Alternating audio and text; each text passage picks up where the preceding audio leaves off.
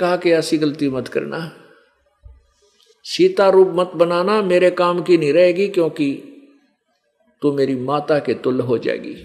जैसे ये तीन भाई हैं ब्रह्मा विष्णु महेश, बड़े का नाम बड़ा ब्रह्मा है, और सेकंड नंबर का विष्णु जी, और तीसरे नंबर का शंकर भगवान। तो ये परम आत्मा है, ये देवता है, इनके अंदर बहुत ही अच्छी नेकता होती है, श्रेष्ठता है, इसलिए परमात्म पद प्राप्त है इनको। तो इनके अंदर एक ऐसी शिष्टाचार और बहुत ही अच्छा जो है व्यवहार होता है। तो ये अपने बड़े भाई की पत्नी को माता के तुल्य मानते हैं। तो पार्वती जी से कहा भगवान ने कि तू सीता रूप मत बनाना, नहीं मेरे काम की नहीं रहेगी, फिर मेरी माँ के तुल्य हो जाएगी, मैं तुझे पुतनी रूप में स्वीकार नहीं कर पाऊंगा। तो यहां मन है, ये जालिम है। ऊपर से तो पार्वती ने कह दिया अच्छा जी नहीं करूंगी परीक्षा।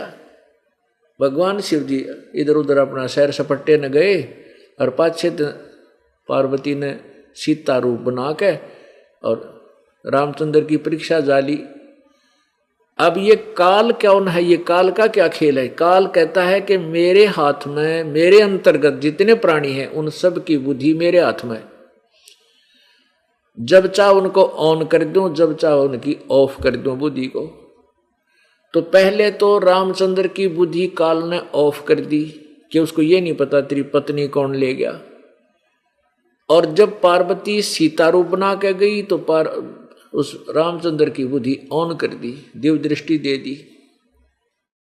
तो श्री रामचंद्र जी ने कहा कि हे दक्ष पुत्री माया, हे दक्ष की बेटी तू यहां कैसे आएगी, भगवान शंकर को कहां छोड़ आई। तब पार्वती बड़ी शर्मिंदा हुई और चरण दिए, प्रणाम किया कि सचमुच आपको ठीक ही भगवान शंकर आपको प्रणाम कर रहे थे, आप तो अंतर्यामी हैं। अदे काल ने अब वो अंतर्यामी सिद्ध कर दिया। अब क्योंकि 21 ब्रह्मांड के प्राणी काल के रिमोट से चलते हैं, और काल माने ब्रह्म, काल कहो चाहे ब्रह्म कहो। और जब हम परमात्मा कबीर जी की शरण में आ जाते हैं तो काल का रिमोट काम करना बंद कर जाता है, वो निष्क्रिय हो जाता है, फिर हमारा कंट्रोलर, हमारा स्वामी हो जाता है। तो इसलिए हम काल के इन बकवादात से बचने लग जाएंगे। अब क्या हुआ, अब पार्वती घर आ गई। अब काल ने उधर से उस शंकर भगवान की अंदर एक ऐसी प्रेरणा कर दी, मन मन में कचोट दिया उसको कि पार्वती अवश्य गड़बड़ करके आई है, इसने परीक्षा ली है। अब काल ने प्रेरित कर दिया उसको, बहुत ज्यादा प्रभावित कर दिया। आके पार्वती से पूछा कि तू परीक्षा ले आई। पार्वती नाटकी ना, परीक्षा नहीं ली भगवान मैंने, मेरा तो झूठ बोलती है, तूने परीक्षा ली है, अब तो मेरे काम की नहीं रही। अब पार्वती ने सोचा अंतर्यामी है, इसने जान लिया होगा, लेकिन काल ने उसके अंदर ऐसी दृढ़ता भर दी। अंदर कई बार एक ऐसी हमारे अंदर प्रेरणा होती है कि इस आदमी ने ये गलती अवश्य की है, वो पक्की मान जाता है, आत्मा अंदर से स्वीकार करती है और वो सत्य हो जाती है। पार्वती भी समझ गई कि ये तो भगवान है और जान गए तेरी नालायकी न, और ये पक्के अपनी जुबान के, अपने वचन के, अब तेरे को ये पत्नी रूप में स्वीकार नहीं करेंगे। अब पुण्य आत्माओं, अब जो ये गीता का ज्ञान दो तरफा दोगला है। स्वयं अर्जुन भी कहता है भगवान आपके ये दोगले से वचन मेरी समझ में नहीं आते। कभी तो आप कहते हो ज्ञान से कर्म श्रेष्ठ है, कभी आप ज्ञान की श्रेष्ठता बताते हो, कभी कुछ कहते हो। मुझे एक तरफा ज्ञान दो, ये दोगला ज्ञान तेरा मेरे समझ में नहीं आता। तो ये दोगला ज्ञान कैसे है गीता जी का? तो ये ऐसे है कि केवल अटकलबाजी लगाना कि जैसे युद्ध कर ले तेरे को पाप नहीं लगेगा, ये काल का अपना ज्ञान है। और जबकि युद्ध किया और पाप लगे, युधिष्ठिर को बुरे बुरे स्वप्न आने लगे। अर्जुन कृष्ण जी से पूछा तो उन्होंने बताया फिर बाद में, क्योंकि कृष्ण जी में उस समय काल नहीं था, बताया कि तुमने जो युद्ध में पाप किए, वो तुम्हें हत्याएं की, वो तुम्हारे पाप दुखी कर रहे। और गीता जी अध्याय नंबर 2 के श्लोक 37 और 38 में स्पष्ट किया कि अर्जुन तेरे दोनों हाथों में लड्डू हैं, यदि तू युद्ध में मारा गया तो स्वर्ग प्राप्ति होगी, और यदि युद्ध जीत गया तो पूरी पृथ्वी का राज्य भोगेगा। और तू युद्ध कर, लाभ हानि को भूल कर युद्ध कर, ऐसे युद्ध करेगा तो पाप को प्राप्त नहीं होगा, तेरे कोई पाप नहीं लगेगा। और फिर बता, फिर उसको पाप लगे, अश्वमेध यज्ञ किया, वो 3 ताप भी नहीं कटे, ना ब्रह्मा से, ना विष्णु से, ना शिव से, ना 88,000 देवताओं से, ना कृष्ण जी ने भी भोजन खा लिया था, वो शंख नहीं बजा, यज्ञ पूर्ण नहीं हुई। कबीर परमेश्वर ने आकर के अपने सुदर्शन नामक शिष्य का रूप धारण करके उनके पांडवों के 3 ताप भी परमेश्वर कबीर जी ने के आहार करने से कटे। इसलिए गरीबदास साहेब जी जब परमात्मा कबीर जी की महिमा से परिचित हुए, उन्होंने कहा कि तुम कौन राम का जपते जापम, और ताते कटे ना थरे 3 तापम। तुम किन भगवानों की भक्ति करते हैं जिससे तुम्हारे 3 ताप भी नष्ट नहीं हो सकते, तुम बात करो पूर्ण मोक्ष प्राप्ति की। तो ऐसे जो दोगला ज्ञान है गीता जी में, वेदों का ज्ञान वाला ज्ञान बिल्कुल ओके है, श्रेष्ठ सही है। जहां इस काल ने अपने स्तर का ज्ञान दिया है जो वेद विरुद्ध है, वो गीता में बहुत ही 1-2% है। तो उसको बता रहे हैं कि जैसे ही वहां ये मन को रोकने का तरीका बता रहा है कि अभ्यास कर समाधिस्थ हो, अभ्यास कर एक आसन पर बैठकर, आसन इतना ऊंचा हो ना नीचा हो, ऐसा हो वैसा हो। और तीसरे अध्याय में उसको खंडन करता है कि अगर तू एक स्थान पर बैठकर साधना करेगा तो तेरा निर्वाह कैसे होगा। अगर तू कर्म सन्यासी बन गया, कर्म सन्यासी का अर्थ है कोई काम ना करे और आसन लगा कर बैठ जा, हठ योग करे। कहते तू अगर साधना करने लगा, एक स्थान पर बैठ गया, हठ योग करता रहेगा, और जो एक स्थान पर बैठकर हठ योग करते हैं वो मूर्ख लोग होते हैं, वो ढोंगी और दम्भी होते हैं। और फिर तेरा निर्वाह कैसे होगा अगर तू ऐसे बैठा रहेगा। अब यहाँ कह रहा कि तू एक आसन पर बैठ, अपना योग अभ्यास कर, तेरा मन डट जाएगा। ये है बैकांड की बात, ये है वेद विरुद्ध ज्ञान। और जैसे कर्म सन्यासी और कर्म सन्यासी से कर्म योगी श्रेष्ठ है। हमें जैसे युद्ध भी कर और सिमरन भी कर, ये ज्ञान ठीक है। नाम उठत नाम बैठत नाम सोत जागवे, नाम खाते नाम पीते नाम सेती लागवे। अब जैसे यजुर्वेद अध्याय नंबर 40 के श्लोक नंबर 15 में कहा कि ओम कर्तुम समर, किलवे समर और कर्तु समर। ओम नाम का जाप काम करते करते सिमरन करो, विशेष कसक के साथ सिमरन करो, और मनुष्य जीवन का प्रथम मूल कर्तव्य जानकर ओम नाम का जाप करो, अंतिम श्वास तक करो। जब तुम्हारा शरीर भस्म होगा, अंत होगा, तुम उस अमरत्व को प्राप्त होगे जो ओम नाम से प्राप्त होता है, जितना अमरत्व। यही स्वसम वेद यानी पूर्ण परमात्मा का ज्ञान बता रहा है कि नाम उठत नाम बैठत नाम सोत जागवे, नाम खाते नाम पीते नाम सेती लागवे। और अब यही गीता जी बता रही है कि गीता जी अध्याय नंबर 8 के श्लोक नंबर 7 में कहा कि अर्जुन तू हर समय में मेरा ध्यान भी कर, भजन भी कर और युद्ध भी कर। तो ये ज्ञान है वेदों वाला। और जो इसने बताया है कि आसन लगाकर हठ योग कर, ऐसे साधना कर, तेरा मन रुक जाएगा। अर्जुन कहा कि मन को रोकना तो मैं वायु को रोकने के तुल्य मानता हूँ। वो कहता हम बात तो ये भी ठीक है, सही कह रहा है, लेकिन इसका अभ्यास से इसको रोका जा सकता है। वो अभ्यास बता रहा है, एक आसन पर बैठ, इतना ऊंचा हो इतना नीचा हो, अपने नाक पर ध्यान लगा और मन रुक जाएगा। अब उसी को क्लियर करने के लिए बता रहे हैं कि ये काल का अपना ज्ञान है, वेदों वाला ज्ञान नहीं है। जैसे भगवान शंकर ने मन में ठान ली कि अभी पार्वती से प्रिय मैं किसी को नहीं मानू था, और आज इसने मेरे साथ धोखा कर दिया, झूठ बोलकर वह सीता बन बैठी, सीता राम के पास चली गई, राम विष्णु के पास। कल को या कुछ और भी हरकत कर सकती है, झूठी और कपटी है। तो इसलिए इसने क्या विचार किया कि मैंने शादी कराई, मेरे अंदर वासना थी, कामदेव रजोगुण प्रभावित हूं मैं, मेरे अंदर ये प्रभाव था, तो इस विषय वासना मेरे अंदर थी, इसलिए मैंने ब्याह करवाना पड़ा। तो क्यों ना मैं अपने इस वासना को नष्ट करूं अभ्यास से। ना रहेगा बांस ना बजेगी बांसुरी। इस दृष्टिकोण से उन्होंने पार्वती से कोई भी शारीरिक संबंध नहीं रखा।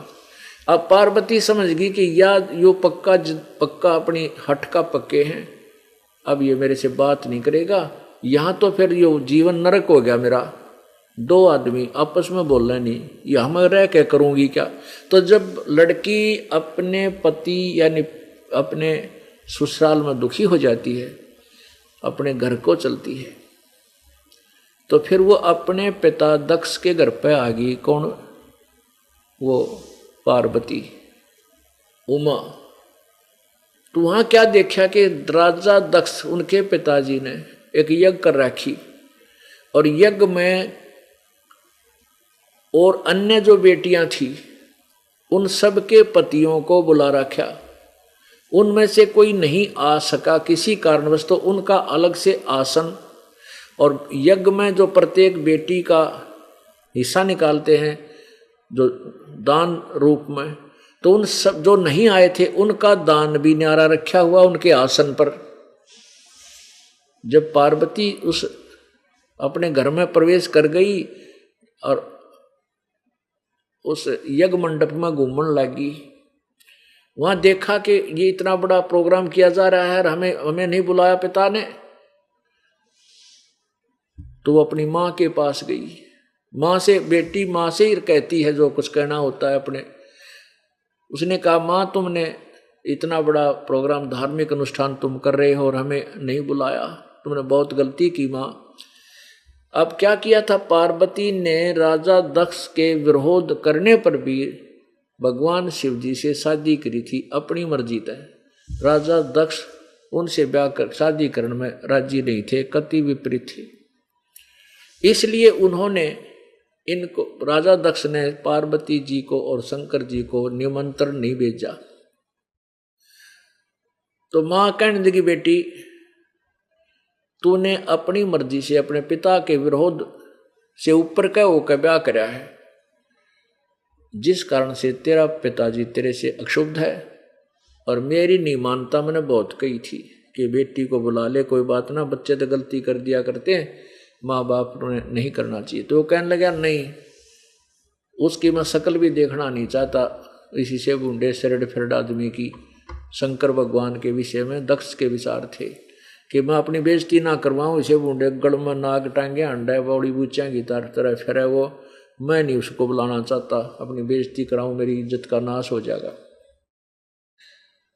अब देखो पुण्यात्माओं, इन दक्ष राजा की बड़ी बड़ी महिमा गाई गई है इनमें पुराणों में। इनके विचार इतने घटिया थे, कोई बात थी या है? जिसको दुनिया भगवान माने शंकर ने, उसने बोली बूझ कर है, कितनी बुद्धि थी उस राजा दक्ष में। तो ऐसे ही बुद्धिहीन व्यक्ति पिछले संस्कार के चाहे वो राजा भी बन जाते हैं, अंत में विनाश को प्राप्त हुआ करते हैं। अपने संस्कार से राजा बन गया, लेकिन विवेकहीन राजा भी व्यर्थ होता है, वो प्रजा का नाशक होता है। ठीक है, उसका राज्य तो जब तक रहेगा जब तक उसके पुण्य है, परंतु पाप गणे को मालेगा वो। ऐसा ही राजा दक्ष था। फिर पार्वती ने राजा दक्ष से कहा कि पिताजी आपने अपने दामाद को आमंत्रित नहीं किया, ना हमें बुलाया। दक्ष के यही विचार थे कि कौन बुलाया उस अबसी को, मैंने अपनी इंसल्ट करानी है क्या, और तू किसके बुलाने से आ गई, तू कैसे आ गई, तेरे को मैंने बुलाया नहीं, तू कैसे आ गई, मेरे से ऊपर से होकर तूने शादी की थी और तू क्यों आई बिना बुलाई। इस बात का दुख मानेगी पार्वती जी कि उधर तो शिव जी बात नहीं करता मेरे, तो वहां करूंगी क्या जाकर अपने ससुराल में, और पीर में मेरा ये हाल। तो वो कहती हैं, पिताजी अब कराती हूँ तेरे यज्ञ को पूर्ण। वहां ये इतना बड़ा खड्डा बना कर, गड्ढा सा बना कर उसमें हवन कुंड बना रखा था, गिरा करते घी दड़ी दड़ी एक कौन सा करते डालना हुसैन। तो वो एकदम इतनी जबरदस्त आग जल रही थी उस हवन में, पार्वती उसके अंदर जंप लगा गई, कूद गई हवन के अंदर, हवन कुंड में कूद गई। एकदम जल्दी से वही ब्रह्म हत्या होगी नो करके, और पानी पूनी डाल के फटाफट निकालता दी, लेकिन वो मर चुकी थी। उसके अस्थि शेष थी, पिंजर न्यू का न्यू था अस्थि पिंजर, और खाल कति जड़ गई थी, साफ हो गई थी। अब शंकर भगवान को पता चला। अब ज्यादा कथा ना सुना के हम अपने उस पॉइंट पर आएंगे जो आज का ये क्लियर करना चाहते हैं। अब शंकर भगवान आए, उन्होंने देखा कि पार्वती तो मर गई। अब वहां तो परमात्मा भगवान शंकर जी कितने करड़े हो रहे थे, दृढ़ निश्चय कर लिया था मैं इस तो बात नहीं करूं। अब देखो वो मोह भगवान जो तीन गुणों से ये बांध रखे, तीनों गुण युक्त हैं ब्रह्मा विष्णु महेश, और इन्हीं के मोह से, इन्हीं से निकल रही वो शक्ति से ये स्वयं भी प्रभावित रहते हैं। तो उस मोह के कारण जब उसने देखा पार्वती मरी पड़ी है, उसका अस्थि पंजर शेष है, उसको उठा लिया। हाय पार्वती हाय पार्वती हाय पार्वती न्यू करते पागलों की तरह कहते हैं 10,000 तक, जिस तरह दंडी स्वामी लाठी न ठाए डंडे ठाए अंडा कराएं, और उसको रखेंगे तो ऊपर रखेंगे नो खूटियों पर, नीचे नहीं रखते। वो डंडी, उस डंडी ने भगवान मान लेते। ऐसे उस अस्थि पिंजर को पार्वती मान के इतनी मोह, अंधा हो गए मोह में भगवान शिव, और सीने से लगाए फिर रहे पार्वती 10,000 वर्ष तक उठाए फिरेंगे उस आड्डों को। तब काल भगवान ने सुदर्शन चक्र छोड़ा विष्णु रूप बना के, और सुदर्शन चक्र से उस अस्थि पिंजर के पार्वती वाले उस दक्ष बेटी माया के जो शरीर के वो अस्थि पिंजर के टुकड़े टुकड़े कर दिए। अब पुण्य आत्माओं, हमारी पूजाएं क्या बता रखी थी अनाड़ी से गुरुओं ने, हमारे धर्म गुरुओं ने, कहते हैं, और ये भी कथा सुना करते हैं कि जहाँ नैन पड़ी वहाँ नैना देवी, जीभ पड़ी जहाँ ज्वाला देवी, और धर पड़ी जहाँ वैष्णो देवी। ये देवी के अंग यहाँ यहाँ गिरे थे, और वहाँ गाड़ दिए मंदिर, वहाँ बना दिए से बड़े बड़े स्ट्रक्चर, और फिर वहाँ ला दिए बौड़ी आत्मा के। देखो यहाँ माता की धड़ पड़ी थी, यहाँ आँख पड़ी थी, यहाँ जीभ पड़ी थी, ज्वाला जी का मंदिर गाड़ दिया। अरे भले आदमियों, वो तो एक यादगार बनाई थी कि ये जो ऐतिहासिक कथा है ये सत्य है, यदि आने वाले समय में इन शास्त्रों को कोई झूठा ना बता दे, इनमें जो लिखा है पुराणों में। इसलिए ये यादगार अभी तक सुचारू रखनी थी, इनको बिल्कुल व्यवस्थित रखना था, सुरक्षित रखना था, कि आने वाला सभ्य समाज इन तथ्यों से परिचित हो कि सदग्रंथों में जो लिखा है वो आज तक प्रमाण है कि यहाँ उसके यहाँ दड़ पड़ा था तो वैष्णो देवी, जीभ पड़ी ज्वाला देवी, नैन पड़ी वहाँ नैना देवी। ये इन्होंने नैना देवी वगैरह ये अपने आप बना लिए, बाकी यादगार बनाई थी कि ये प्रमाण रहे आने वाले समय में। ये तो वो नैना देवी और वैष्णो देवी की पूजा होगी शुरू, जो कति व्यर्थ है, शास्त्र विरुद्ध है, किसी सदग्रंथ में प्रमाण नहीं है। पवित्र गीता जी और पवित्र वेद और पवित्र कबीर वाणी, कबीर परमेश्वर की जो के द्वारा दिया गया यथार्थ ज्ञान, वो जिसमें चारों वेद पुराण कुरान सब विद्यमान है, वो ज्ञान श्रेष्ठ है, सत्य है। उसमें लिखी जो पूजा वो सही है। अब क्या होता, फिर भगवान शंकर को होश आया, अरे तेरे की तू तो बहुत गलत फंसा हुआ था ये तो। फिर उसने क्या सोचा कि देख मैंने शादी कराई, ब्याह करवाया, विवाह हुआ तो स्त्री की जरूरत पड़ी, और ये स्त्री के कारण देखो पहले तो वो मेरे को धोखा देगी, फिर मैंने उसको त्याग दिया तो जल कर मर गई, और फिर उसमें ममता मेरी बन गई। तो क्यों ना ऐसा काम करूं ना, मैंने ये मेरे अंदर जो वासना थी या खत्म हो जा, ऐसा प्रयत्न करने के लिए उसने हठ योग किया।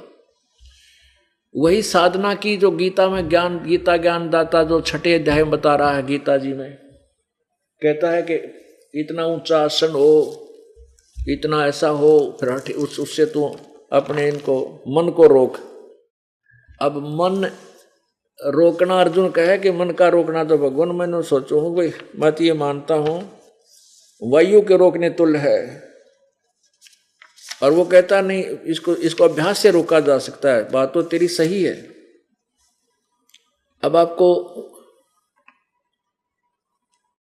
वो कथा सुनाते हैं कि जिससे आप इस तत्व ज्ञान को समझ सके, कि जैसे भगवान शिव ने फिर क्या सोचा, भाई मैं इस कामदेव को नष्ट करूंगा, इसको खत्म कर दूंगा। 88,000 वर्ष तक 88,000 वर्ष तक तप वो अपना हठ योग किया, और उसके बाद उसने मान लिया कि मैंने अपनी वासनाओं पर विजय पा ली और कामदेव को नष्ट कर दिया। पुरानी कथा है कि भगवान शिव का ने जब दृष्टि डाली, कामदेव सामने आ गया तो उसको भस्म कर दिया, खत्म कर दिया। जो भी है, अब हम अपने जो है उसी पॉइंट पर आते हैं कि उस शंकर भगवान जी ने मान लिया कि मैंने अपनी इंद्रियों पर काबू पा लिया, मन को रोक लिया और वासना नष्ट कर दी, मैं अब बिल्कुल किसी के काबू नहीं आऊंगा। अब आपको बताया था कि 21 ब्रह्मांड के जितने प्राणी हैं सब का रिमोट इस ज्योति निरंजन काल भगवान यानी क्षर ब्रह्म इस काल के पास है। कुछ दिनों के बाद क्या किया कि भगवान शिव के अंदर रिमोट से ऑन कर दी इसकी बुद्धि। शंकर भगवान के मन में के आया, उसमें प्रेरणा हुई कि भाई जब सागर मंथन जब किया था उसने सुना है कि भगवान विष्णु ने एक सुंदर लड़की का रूप बनाया था, मोहनी रूप बना के राक्षसों से अमृत का कलश ले लिया था और उनको शराब दे दी थी, वो शराब पी कर पड़ गए थे।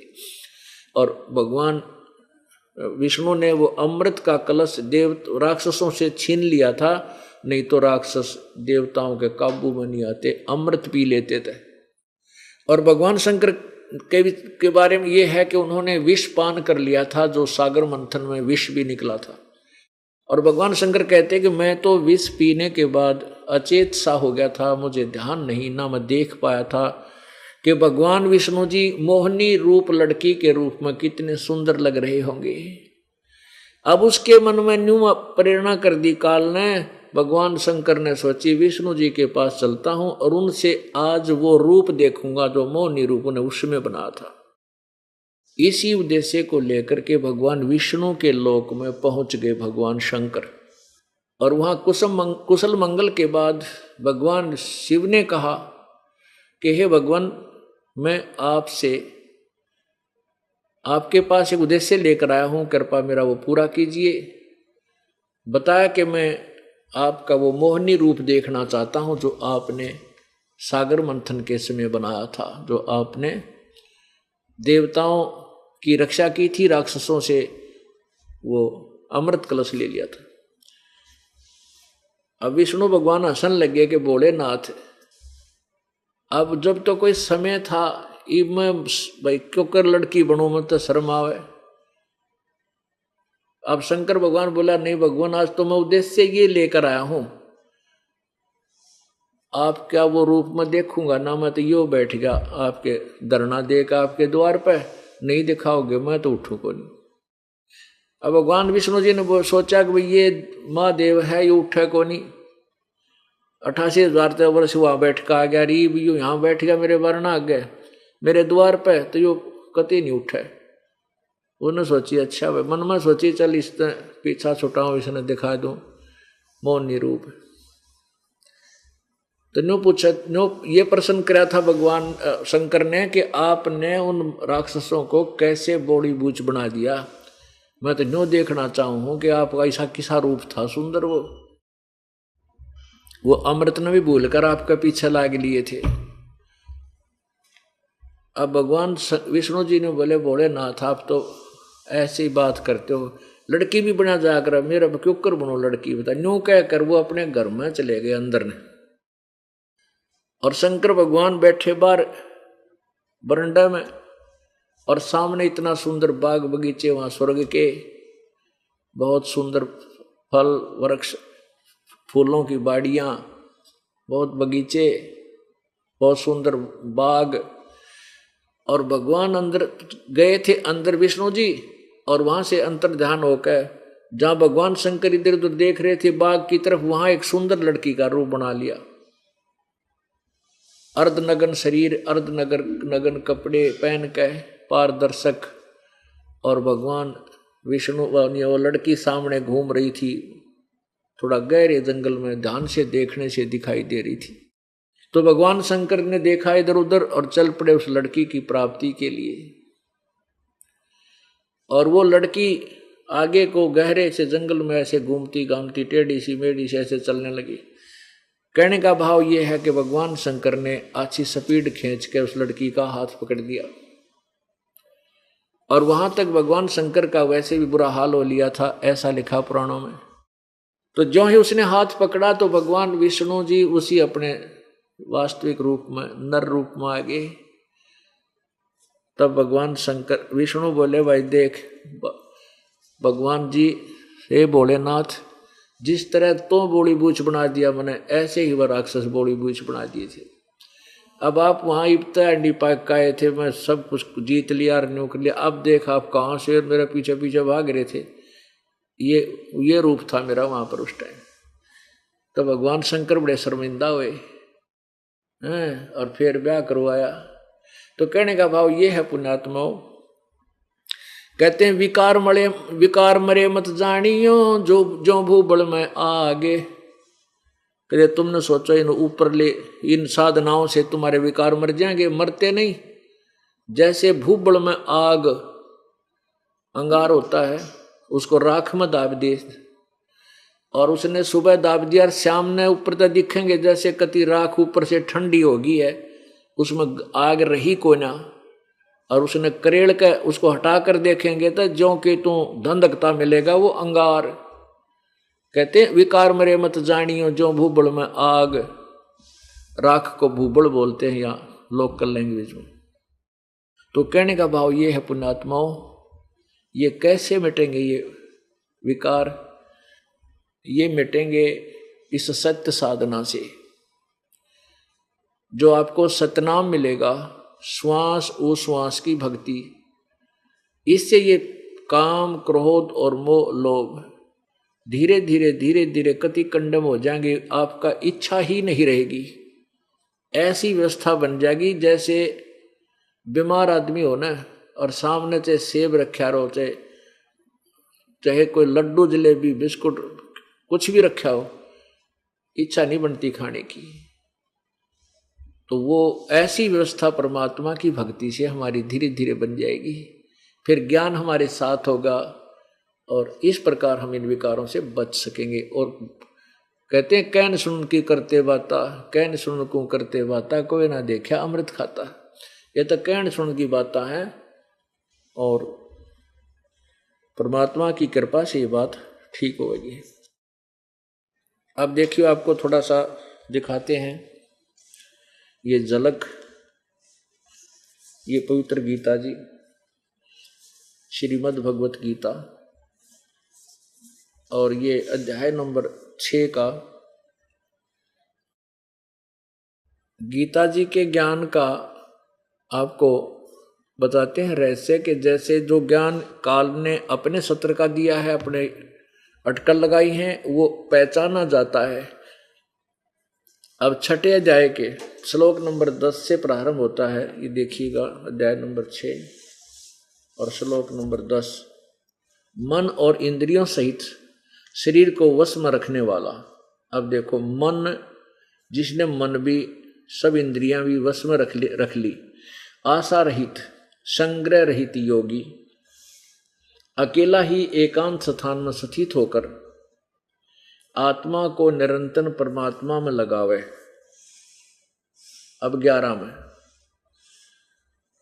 शुद्ध भूमि में जिसके ऊपर कर्म से, यानी भूमि पर और उसके ऊपर पहले तो कुशा यानी डाब बिछावे, फिर मृग छाला बिछावे, फिर उस पर वस्त्र बिछे हैं ऐसे, और वो आसन न बहुत ऊंचा है और न बहुत नीचा, ऐसे अपने आसन को स्थिर करे, आसन को स्थिर स्थापन करे।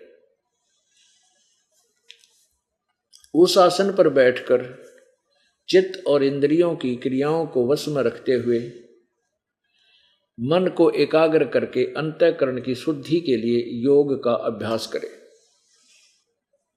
काया, सिर और गले को समान एवं अचल यानी सीधा रखे, ना शरीर हल्ला ना कोई गला भी, नो गर्दन सीधी रहे। धारण करके और स्थिर होकर अपनी नासिका के अग्रभाग पर दृष्टि जमाकर अन्य दिशाओं को न देखता हुआ ब्रह्मचारी वर्तमान स्थित भय रहित भली भांति शांत अंतःकरण वाला सावधान योगी मन को रोककर मुझ में चित वाला और मेरे प्राण होकर स्थित होवे। वश में किए हुए मन वाला योगी, अब मन जिसने काबू कर लिया हो, वश में किया हुआ मन वाला, वश में किए मन वाला योगी इस प्रकार, ये 15वां है छठे अध्याय का, आत्मा को निरंतर मुझ परमेश्वर के स्वरूप में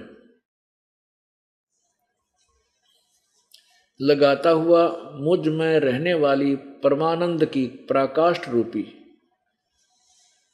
शांति को प्राप्त हो जाता है।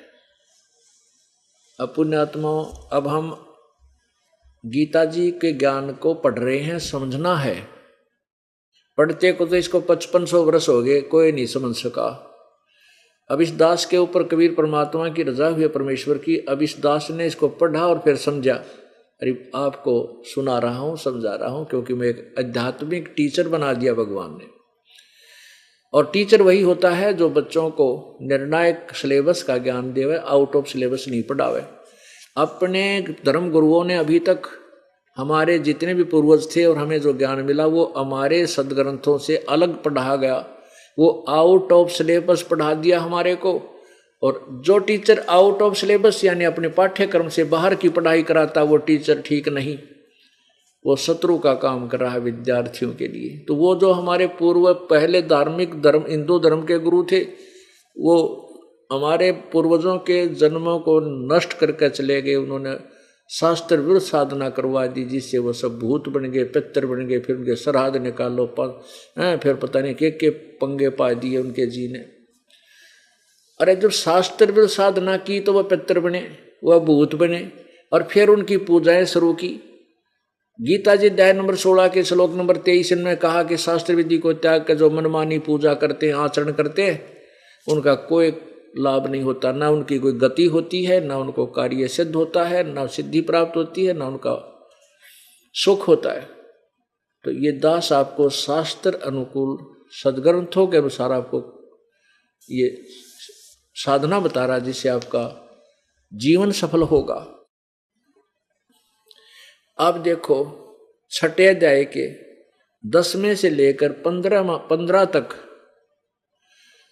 तो के बतावा है कि एक आसन पर बैठ जा, मन इंद्रियों को काबू कर ले। जिसने मन इंद्रियों और काबू कर ली, ब्रह्मचारी पद पर है, आसन पर बैठ गया, गले को सीधा रखा, ऐसे कमर को सीधा रखा, अपनी नाक पर ध्यान लगावे, ऐसे कहते हैं वो साधक।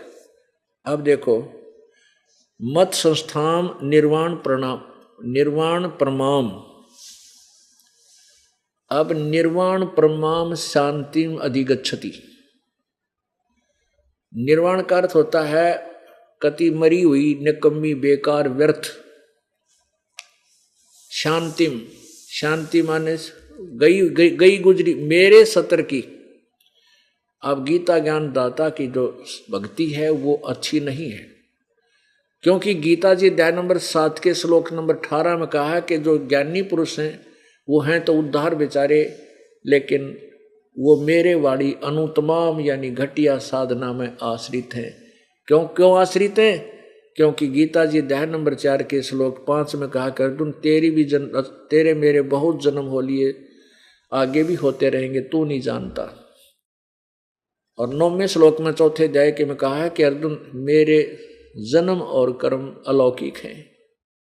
गीता जी अध्याय नंबर 2 के श्लोक नंबर 12 में कहा कि अर्जुन ऐसा ना जान के तेरी मेरे पहले जन्म ना हुए या आगे ना होंगे, अर्थात तू और मैं अविनाशी नहीं है, नाशवान है, जन्म मृत्यु होती रहेगी।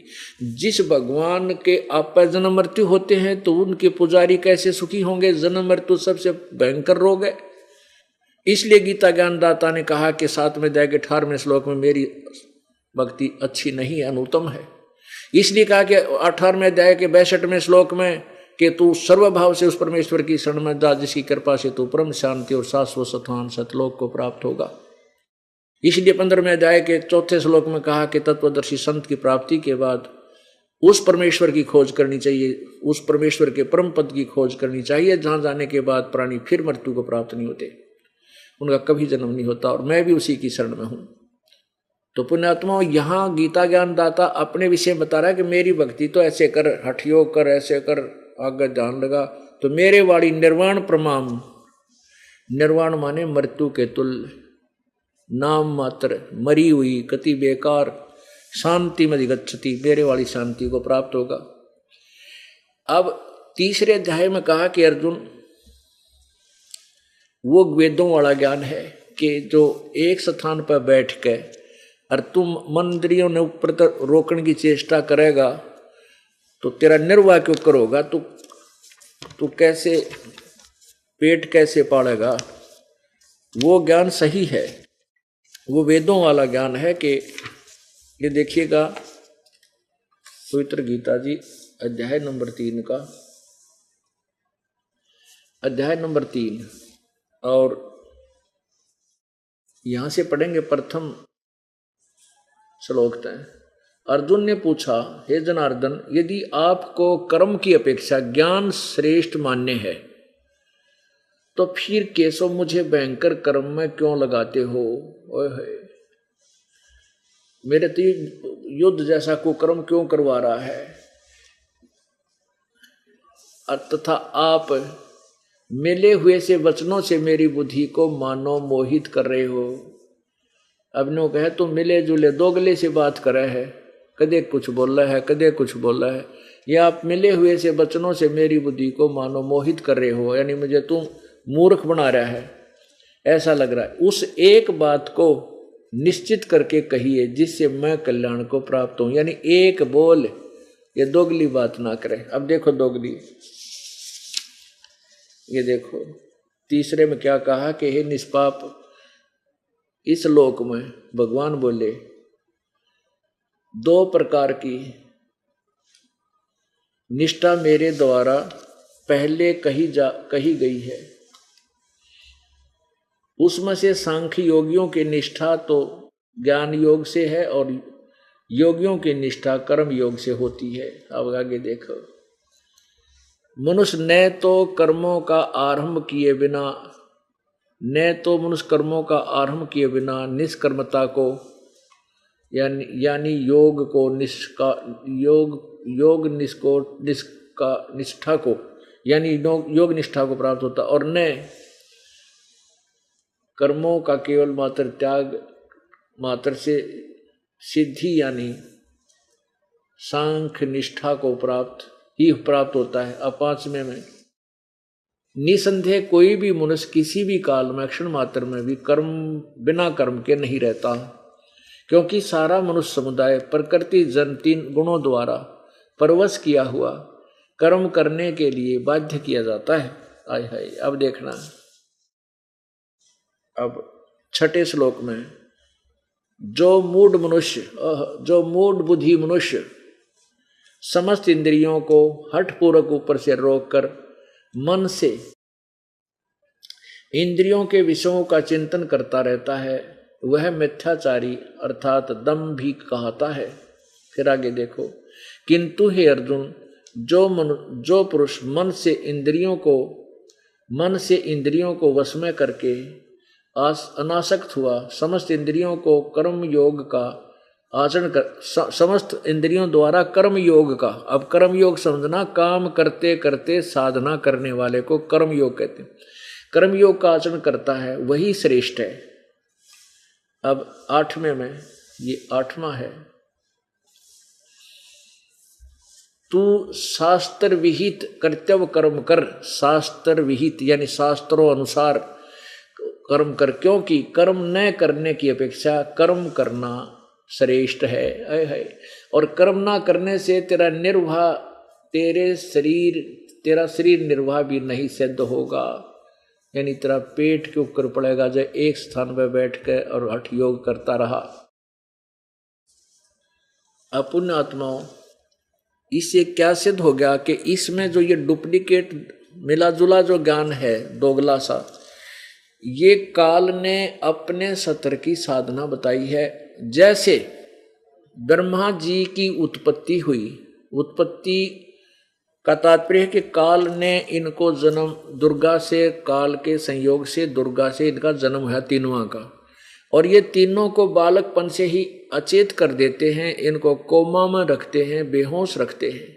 जब ये युवा हो जाते हैं तो ब्रह्मा को कमल के फूल पे, विष्णु को कित शेषनाग की सैया पे और कैलाश पर्वत पर शंकर ने वहाँ सचेत कर देते हैं, जहाँ पर ये पहले से अचेत रखे हुए, फिर ये उठ आठ कर घूम घाम के इकट्ठे हो जाते हैं। तो जब ब्रह्मा जी कहते हैं अपने पुत्र नारद से, जब नारद जी ने पूछा कि पिताजी इस ब्रह्मांड की रचना आपने की है, देवी भागवत के 3 स्कंद में आपने की है, या भगवान शंकर ने की है, विष्णु जी ने की है, या कोई इसका और रचयिता है, मुझे इसका सच्चा सच्चा ज्ञान बताना। तब ब्रह्मा जी कहते हैं बेटा नारद, इस प्रश्न का मैं क्या उत्तर दूं? जब मैं जब कमल के फूल पर प्रकट हुआ, जब मेरा जन्म जब कमल के फूल पर हुआ तो मैंने क्या देखा? सब जगह जल ही जल था, जल ही जल था, कि तो और छोर नहीं था। तो आकाशवाणी हुई कि तप करो तप करो। मैंने 1000 वर्ष तक तप किया और फिर कहा सृष्टि करो। फिर मैंने सोची किसकी सृष्टि करूं? फिर ब्रह्मा विष्णु महेश वहाँ इकट्ठे हो गए। फिर दुर्गा आई। विष्णु जी बेहोश पड़े थे, उसमें से एक औरत निकली दुर्गा, क्योंकि ये बेहोश अचेत रखते हैं, ये बेहोश कर देते हैं। जैसे किसी भूत पड़ जा तो वो पड़ जाता है ऐसे बेहोश होकर के। तो विष्णु जी बाहर निकले, विष्णु जी से वह दुर्गा बाहर निकली और शक्ति, तो वो सचेत हो गया। फिर शंकर भी आ गया। देवी भागवत के 3 स्कंद को आपको सामने पढ़ कर सुनाऊंगा। तो क्या हुआ कि वह तीनों इकट्ठे हो गए, फिर उनको सृष्टि कर्म पर ला दिया। तो कहने का भाव ये है कि जो तप करने का आकाशवाणी करी, ये ब्रह्म ने करी, ज्योति निरंजन काल ने, ये क्षर ब्रह्म ने। और उसके बाद जब ब्रह्मा को वेद दिए, ब्रह्मा को वेद दिए, तो वेदों को ब्रह्मा ने तो बाद में पढ़ा। पहले हठ योग जो आकाशवाणी काल ने की थी कि तप करो तप करो, तो वो भी तप करा। तो ब्रह्मा जी ने अपने ज्ञान में यो दोगला ज्ञान घोल लिया, मिला लिया। वेदों वाला ज्ञान भी ओम नाम का जाप और 5 यज्ञ, ये तो वेद ज्ञान है। यही गीता जी के अध्याय नंबर 3 में ही आगे चल के इन यज्ञों के विषय में लिखा है कि यज्ञ करो, ऐसे ऐसे यज्ञ 5 प्रकार की यज्ञ होती हैं। और 8वें अध्याय के 13वें श्लोक में लिखा कि मेरा तो ओम मंत्र है, इसी का जाप अंतिम श्वास तक करो तो मेरे वाली गति को प्राप्त होगे। तो कहने का भाव यह है कि इस काल ने अपनी टांग बीच में अड़ा दी प्रत्येक शास्त्र में। वेदों में नहीं मिलावट कर सका। वेदों का ज्ञान इसने गीता रूप में दिया है। और उधर से ब्रह्मा जी ने सोचा कि जो तप करने का आदेश है ये परमात्मा का है। आकाशवाणी परमात्मा की मान ली, पूर्ण ब्रह्म की, और या थी काल की, जो वेदों के विपरीत है, गीता जी के विपरीत है। अब 3रा अध्याय में स्पष्ट किया है कि जो हट करके और ऊपर बैठ भी जाता है तो मन से इंद्रियों का सिमरण रहता है, वो लाभ नहीं होगा उसे। तो अगर तू बैठा रहेगा, एक स्थान पर बैठ कर हठ योग करता रहेगा, तेरा पेट के ऊपर पड़ेगा। इसलिए कर्म संन्यास से कर्म योग श्रेष्ठ है। काम छोड़ के एक स्थान पर बैठने से काम करते करते 7वें अध्याय के 8वें अध्याय के 7वें श्लोक में लिखे अर्जुन तो युद्ध भी कर, मेरा सिमरण भी कर, ये वेद ज्ञान है। यही ज्ञान परमेश्वर कबीर जी ने बताया कि नाम उठत नाम बैठत नाम सोवत जागवे, नाम खाते नाम पीते नाम से ती लागवे। ये तपस्याएं करने से, हठयोग करके साधना करने से, ऐसे बैठ जाने से इसमें सिद्धियां आ जाती हैं। ये 2.5 घंटे सुबह 2.5 घंटे सामने बैठनिया में तक खक भी नहीं आना। वो तो बहुत समय लंबे तक बैठा करते थे, बड़ी बड़ी आयु होती थी, तो उससे मोक्ष नहीं होता, सिद्धियां आ जाती थी। कैसी सिद्धियां आ जाती थी? जैसे अगस्त ऋषि में सिद्धि आ गई सारे सागर को पीने की, तो के पार हो गया, सागर पी लिया था। ये सिद्धि एक सागर, एक सिद्धि सब सागर पीवे, एक सिद्धि जो बहुत जुग जीवे, एक सिद्धि जो पवन स्वरूपी, एक सिद्धि होवे अनुरूपी, एक सिद्धि जल पैर न लाई, एक सिद्धि आकाश से उड़ जाई, इन 24 को ना मन चावे, सो हंसा सतलोक से दावे। ये 24 प्रकार की सिद्धि परमात्मा कहते हैं हमारे इस नाम में आ जाएंगी, जो भक्ति हम आपको बता रहे हैं। लेकिन इनमें से सिद्धि मत प्रयोग करना, ये तुम्हारी शत्रु बन जाएंगी। अब ये संतों के, इन ऋषियों के पास खक भी नहीं था, केवल सिद्धियां थी, और इन सिद्धियों के कारण ये एक दूसरे पर प्रभु पाक गए। अब फिर जाकर पशु जोनि प्राप्त कर ली, यहां प्रभुता प्राप्त कर गए। क्योंकि ये सिद्धियां क्या चीज है? जैसे वर्षा के मौसम में आप देखते हो इन ट्यूबलाइटों के ऊपर चींटियां आ जाती हैं पंखों वाली, और पहले वो बिलों में घुसी हुई थी, और वहां पर ऐसी चींटियां भी थी जिनका पंख नहीं है। तो वो बिना पंख वाली चींटी, उन पंख वाली चींटियों को तो भगवान मान रही थी कि ये तो जब मर्जी उड़ जाती है, इनको तो ये तो बड़ी पहुंच वाली है। फिर वो क्या होती हैं, वो उड़ने लगती हैं, उस बल्ब के चारों तरफ, ट्यूब के चारों तरफ मंडरा मंडरा के वो उनकी पाखें टूट जाती हैं, वो पंख टूट जाती हैं, गिर जाती हैं, गिरने के बाद वो चिट्टी की चिट्टी रह जाती हैं। ऐसे ही सिद्धि प्राप्त जो ऋषि थे आकाश में उड़ जावे थे, हमारे लिए तो भगवान दिखाई दे थे। अब जब उनकी वह सिद्धि उन्होंने जो प्राप्त की थी साधना से, वो डिस्चार्ज होगी, फिर वो जीव के जीव हो जाते हैं, पशु योनि में आते हैं। कहते हैं सुखदेव ने 84 भुक्ति बना पजावे खरवो, तेरी क्या बुनियाद पुरानी तो पेंडा पंथ पकड़वो। सुखदेव जैसे ऋषि ने भी सिद्धियां, आकाश में उड़ जाने की सिद्धियां थी उसके पास, और कहते हैं उसने भी परमात्मा का मार्ग सही ना मिलने से, और फिर गधे की योनि को प्राप्त हुई आकाश में उड़ने वाले ने। तो यहां परमात्मा बताना चाहते हैं कि जब तक तुम्हें तत्व ज्ञान नहीं होगा, तुम भ्रमित रहोगे, छोटी सी किसी साधक से प्रभावित होगा, उसके पीछे लग कर अपना जीवन बर्बाद कर लोगे, वो साधना तुम्हारी गलत होगी, और यथार्थ ज्ञान ग्रहण करो। बोलो सतगुरुदेव। परम पिता परमात्मा, पूर्ण ब्रह्म, सारी सृष्टि के रचनहार, कुल मालिक, कबीर देव, कबीर प्रभु, कबीर परमेश्वर, कबीर साहब, अल्लाह अकबर, अल्लाह कबीर, ये वो परमात्मा है जो आज से लगभग 600 वर्ष पहले पूर्व बनारस में एक जुलाहे की भूमिका किया करता था, जिसको लोग धानक कहा करते थे, गरीब शूद्र कहा करते थे। वो परमात्मा उस समय इसलिए उस शूद्र वर्ण में प्रकट हुए क्योंकि उस समय छुआछूत चरम सीमा पर थी, और परमात्मा ने ऐसे सुख दिए उन सवर्ण जाति वालों को कि सभी उस शूद्र के चरणों में गिर गए। राजा काशी नरेश, वीरदेव सिंह बघेल, दिल्ली के बादशाह सिकंदर लोधी, मगहर नवाब, बिजली खान पठान आदि आदि उस परमेश्वर की असीम शक्ति को देखकर उनके चरणों में गिर गए। जनसाधारण का तो कहना ही क्या, ब्राह्मण क्या और दूसरी जाति क्या, सब उनके परमात्मा कबीर जी के शरणों में उस समय गिर गए जब ये छुआछूत चरम सीमा पर थी। ब्राह्मण लोग शूद्र जाति वालों के तक कपड़े भी टच नहीं होने दिया करते थे। उस समय 104 साल के महात्मा उस ब्राह्मण महर्षि रामानंद जी को परमात्मा ने अपनी सतीथि से परिचित करवाया और वो ब्राह्मण परमात्मा के चरणों में गिर गया, उस शूद्र के चरणों में गिर गया। परमेश्वर ये दिखाना चाहते थे कि बच्चों, परमेश्वर के मेरे पाने के लिए, यानी प्रभु पाने के लिए कोई विशेष जाति, उच्च जाति की आवश्यकता नहीं, या सेठ साहूकार होना आवश्यक नहीं।